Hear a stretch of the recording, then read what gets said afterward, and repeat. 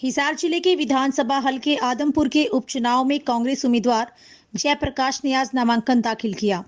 उनका नामांकन दाखिल करवाने के लिए कांग्रेस प्रदेश अध्यक्ष उदय भान, पूर्व सीएम भूपेंद्र सिंह हुड्डा, राज्यसभा सांसद दीपेंद्र हुड्डा पहुंचे।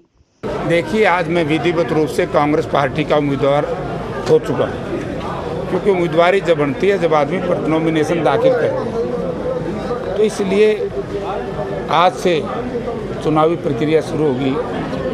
और मैं ये कह सकता हूँ कि आदमपुर विधानसभा क्षेत्र के चुनाव में कांग्रेस पार्टी की 100% जीत हुई। 2009 में मैं बाय डिफ़ॉल्ट चुनाव हार गया था। आज आदमपुर की जनता ये चाहती है कि जयप्रकाश जैसा विधायक विधानसभा में जाए। ऐसे कायर और कमज़ोर प्रवृत्ति के लोग जो एक छोटा सा मुकदमा बना या लोभ लालच का प्रलोभन लेकर के पार्टी के साथ गद्दारी करके, मतदाताओं के साथ गद्दारी करके, तो उनको हराने के लिए लोगों ने एक संकल्प लिया है। पूरा विश्वास है कि आदमपुर से लोग कांग्रेस पार्टी का साथ देंगे और जयप्रकाश जी को आशीर्वाद देते हुए उनको जिताने का काम करेंगे। प्रदेश के अंदर बदलाव हमारा एजेंडा है, प्रदेश में सकारात्मक बदलाव हो। 9 साल बीजेपी सरकार में आज विकास नाम की चीज़ हुई नहीं, विकास ठप है, अर्थव्यवस्था चौपट है। बेरोजगारी में देश में सबसे आगे नंबर 1 पे हरियाणा है, सबसे ज़्यादा वैट और महंगाई हरियाणा के अंदर है। लूट खसूट और भ्रष्टाचार का आलम यह है कि जेजेपी और बीजेपी के मंत्रियों ने आपस में आके बांटे और बांटने के माध्यम से लूटने को लोगों को लगे हुए हैं। ऐसे में लोग बदलाव चाहते हैं, हरियाणा प्रदेश को सकारात्मक दिशा में लेके जाना चाहते हैं, उज्जवल भविष्य की तरफ, अच्छे विकास की तरफ। और उस सकारात्मक भविष्य की तरफ लेके कोई जा सकता है तो कांग्रेस पार्टी जा सकती है प्रदेश में।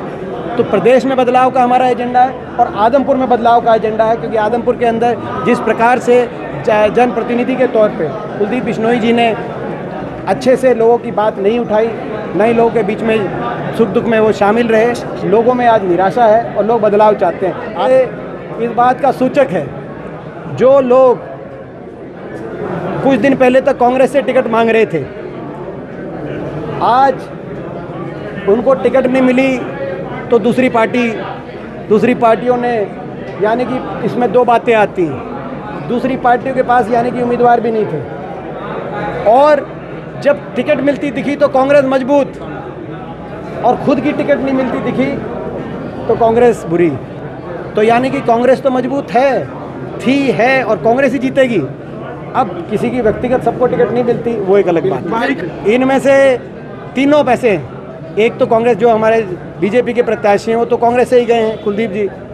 दूसरे जो 2 प्रत्याशी हैं कांग्रेस से टिकट मांग रहे थे, सबको पता है सार्वजनिक रूप से। तो जो उनको टिकट कांग्रेस से मांग रहे थे, यानी कि कांग्रेस ही मजबूत है। अब टिकट नहीं मिली तो चलो, तो बीजेपी की बी और सी टीम, ये बीजेपी के साथ बीजेपी बी और सी टीम भी लेके आती है। जैसे राज्यसभा चुनाव में अभय सिंह चौटाला से लेकर अजय सिंह चौटाला जी की पार्टी ने, सारे निर्दलियों ने बीजेपी को वोट दिया राज्यसभा चुनाव में 3 महीने पहले, समेत कुलदीप बिश्नोई जी के। इसी प्रकार से इस चुनाव में सारे मिलके कांग्रेस के खिलाफ आप साजिश षड्यंत्र रचकर और बीजेपी की बी और सी टीम बनकर, चाहे आम आदमी पार्टी हो चाहे नेलो, वो चुनाव मैदान में उतरे। लोग जानते हैं, लोग समझते हैं। कोई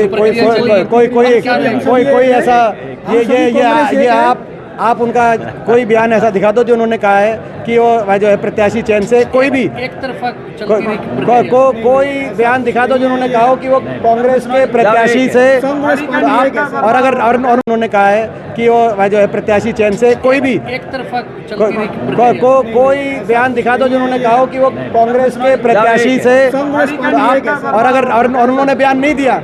नहीं कोई भारी नहीं है, भारी उम्मीदवार 3 बार यहाँ हिसार से लोकसभा सांसद रहे हैं। बिल्कुल 12 साल हिसार जिले के कांग्रेस पार्टी के अध्यक्ष रहे हैं। 2 बार विधायक रहे हैं, तो 1 बार हिसार से विधायक रहे हैं। और आदमपुर से जो है उन्होंने जो है 1 बार कांग्रेस पार्टी की, आपने देखा, आपको याद होगा लोकसभा में जो भजनलाल जी के साथ उनका मुकाबला हुआ। उसके बाद 2 बार कुलदीप बिश्नोई जी के साथ, अब भव्य के साथ तीसरी पीढ़ी में मुकाबला करने कह रहे हैं, और आप भारी बता रहे हो। ने हमेशा बिश्नोई समाज का भला किया। 3 बार भजनलाल जी को मुख्यमंत्री, और भजनलाल जी ने भी कांग्रेस पार्टी को मजबूत करने के लिए बड़ा अच्छा काम किया, और आदमपुर हल्के के लिए भी उन्होंने बहुत अच्छा काम किया। लोगों के वो लोगों का मान सम्मान करते थे। लेकिन बात उसके बाद क्या हुआ, आज प्रश्न इस बात का है उसके बाद किस प्रकार क्या जनप्रतिनिधि के रूप में कुलदीप बिश्नोई जी का आचरण साबित हुआ, किस तरह की उनकी कार्यशैली रही, किस प्रकार से उन्होंने बार बार दल बदल के एक के बाद एक उपचुनाव थोपने का काम किया। और आज कांग्रेस छोड़ के भाजपा में आप उनके 3 महीने पहले के अगर भाषण और वक्तव्य देखेंगे, चाहे वो कुलदीप जी की बात हो, चाहे जो हमारे उम्मीदवार उनकी बात हो, तब कांग्रेस पार्टी बहुत अच्छी दिखती थी और भाजपा बहुत बुरी दिखती थी। मगर जब राज्यसभा का चुनाव आया तो क्या मजबूरी आई कि भाजपा ठीक हो गई और कांग्रेस पार्टी खराब हो गई। तो ये है कि राज्यसभा चुनाव में मतदान से 1 महीने पहले तक के उनके बयान भाषण किस प्रकार से थे और उसके बाद क्या हुआ वो आप सबके सामने। जजपा के गठबंधन को किस रूप में देखते हैं? कई बैठ के भी चली, निर्णय कुछ अलग। जजपा देश की राजनीति में विश्वासघात का प्रतीक अगर कोई पार्टी है, अपने मतदाता से विश्वासघात और हरियाणा के लोगों से विश्वासघात। मैंने आज एक बात कही, हिसार और सिरसा लोकसभा में जब विधानसभा चुनाव हुआ, पीछे 18 सीटें हिसार और सिरसा में, 18 में से बीजेपी को केवल 6 मिली थी। 12 सीट लोगों ने हराया था। 75 पार के नारे को तोड़ते हुए 2/3 बहुमत से हिसार और सिरसा लोकसभा के लोगों ने हराने का काम किया था 12 सीटों पे। मगर जब राज्यसभा में वोटिंग हुई तो 16 वोट बीजेपी के कैंडिडेट, समर्थित कैंडिडेट को मिली और मात्र 2 वोट अमित सियाग और शीशपाल केजरीवाल कांग्रेस पार्टी की, जो अपनी ईमानदारी पे खड़े रहे।